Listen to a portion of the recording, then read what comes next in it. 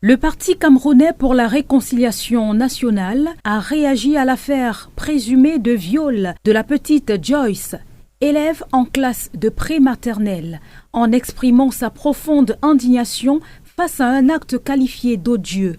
Dans un communiqué, le parti appelle le procureur de la République à se saisir du dossier, à communiquer pour apaiser la famille et l'opinion et à garantir que toute la lumière soit faite afin que les éventuels auteurs répondent de leurs actes devant la justice.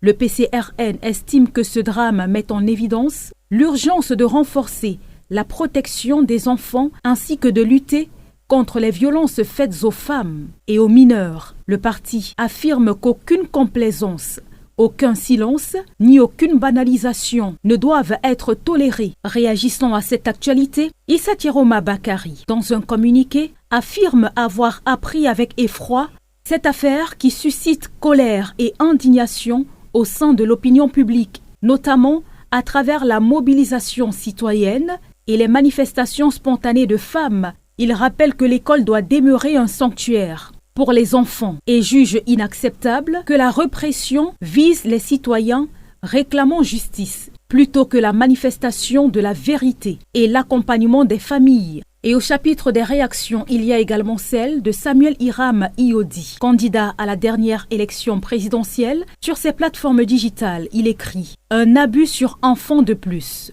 un viol sur enfant de trop. Quand l'innocence d'un bébé de 2 ans est arrachée si violemment, en milieu préscolaire ou dans nos familles, où nos enfants sont-ils encore en sécurité ?»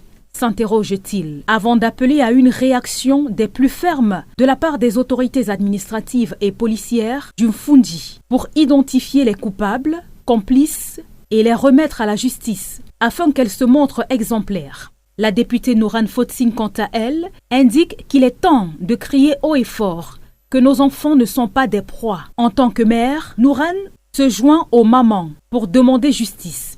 Et en tant que députée, elle indique qu'elle va plaider pour des sanctions pénales plus sévères. Le viol sur mineur, en milieu scolaire ou ailleurs, doit être considéré comme un crime.